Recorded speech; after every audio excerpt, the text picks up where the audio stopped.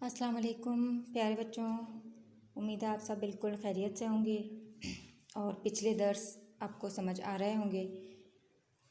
आज हम अपने सफ़ा नंबर 31 पे दर्स नंबर 21 के साथ मौजूद हैं। दर्स नंबर 21 में हमने अल्फाज साज़ी का काम करना है, तो हम अपना काम शुरू करते हैं। दुरुस्त इमला वाले अल्फाज पर दायरा लगाएं। बच्चों, दुरुस्त इमला वाले अल्फाज पर दायरा लगाएं। वह हमें यहाँ पर कुछ अल्फाज दिए हुए हैं जिनमें कुछ गलतियाँ भी हैं और कुछ सही हैं।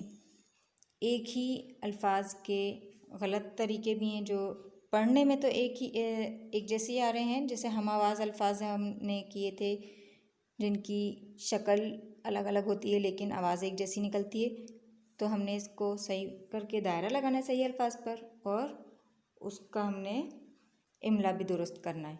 तो पहले अल्फाज हमारे पास क्या हैं? मेहनत, मेहनत, मेहनत। बच्चों, इनमें से सही मेहनत कौन सा लिखा है? नंबर 1, नंबर 2 या नंबर 3? जल्दी से बताएं। बिल्कुल सही, नंबर 3 पर जो हमारा मेहनत लिखा है वो दुरुस्त है, तो ये हमने इस पर दायरा बना दिया। दूसरे हमारे पास अल्फाज क्या हैं? हज़ारों, हज़ारों, हज़ारों। बच्चों, इन तीनों हज़ारों में से आपने बताना है कि कौन सा हज़ारों सही लिखा हुआ है। बिल्कुल दुरुस्त, नंबर 1 पर जो है हज़ारों वो दुरुस्त लिखा हुआ है। लिखाई के हिसाब से ये दुरुस्त है, पढ़ने में हम ये दोनों एक जैसे लगते हैं। अगला हमारे पास अल्फाज है किसान, किसान, किसान। तो बच्चों 1, 2 और 3, इन तीनों किसानों में से कौन सा किसान, किस किसान की लिखाई सही है? कौन सा लिखावट के हिसाब से अल्फाज हमारा किसान सही है?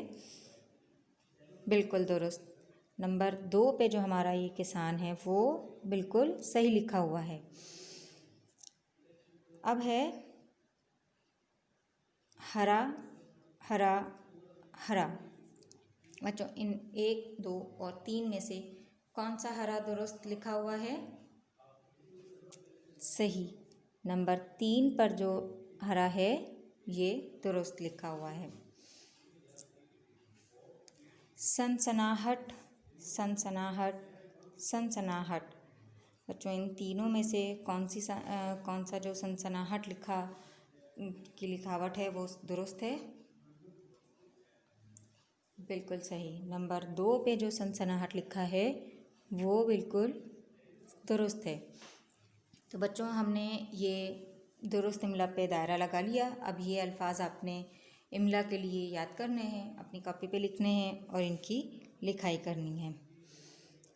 इसी के साथ हमारा अगला काम है ज़बानदानी का। दिए गए अल्फाज को अलिफ बाई तरतीब से लिखें। बच्चों, सबसे पहले तो मैं आपको ये बताऊं कि अलिफ बाई तरतीब क्या होती है। जैसे हम अलिफ बे लिखते हैं, अलिफ बे, पे, ते, टे से, तो इसी तरह से जैसे अल्फ़ाबेटिकली A to Z होता है, अलिफ से ये तक होता है, इसी तरह से हमें ये अल्फाज दिए हुए हैं, इनको हमने अलिफ से ये तक की तरतीब में लिखना है। जैसे हमें यहाँ पर मिसाल के तौर पर भी छोटा सा बना कर दिया है कि अल्फाज को हुरूफ तहजी की तरतीब से लिखना अलिफ बाई तरतीब कहलाता है। जैसे पंखा, भालू, बिल्ली, अम्मी को यूँ लिखा जाएगा। मतलब ये मिसाल दी है इन्होंने 4 अल्फाज, पंखा, भालू, बिल्ली और अम्मी। तो उसकी तरतीब कैसे होगी? पहले अलिफ के अल्फाज आएंगे, अम्मी, फिर बे के बिल्ली, फिर बे के बाद भालू, भे आता है तो भालू, फिर पे आता है पंखा। तो ये इसकी अलिफ बाई तरतीब दुरुस्त है। इसी तरह से आपने अपने अल्फाजों को दुरुस्त तरतीब में लिखना है। फूल, चटियल, पेड़, जंगल, किसान। बच्चों, मैं आपको इस पे नंबर लिखवा देती हूँ, फिर आपने नीचे इनको दुरुस्त तरतीब में लिखना है। जी बच्चों, मैं आपको नंबर से बताऊंगी, लिखना आपने खुद ने है। हमारे पास अल्फाज कौन कौन से हैं? फूल, चटियल, पेड़, जंगल, किसान। तो इसकी अलिफ बाई तरतीब क्या होगी? सबसे पहले नंबर पर हमारा आएगा पेड़, नंबर 2 पे लिखना है आपने फूल, नंबर 3 पे जंगल, नंबर 4 पर आपने लिखना है चटियल और नंबर 5 पर आपका किसान। यह आपने तरतीब से लिखना है, पेड़, फूल, जंगल, चटियल, किसान। यह आपकी तरतीब हो जाएगी।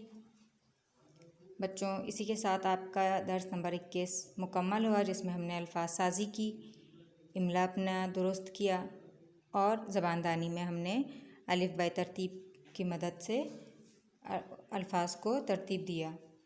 बच्चों, इसी के साथ मुझे इजाज़त दें। अपना बहुत ख्याल रखिएगा। अल्लाह हाफ़िज़।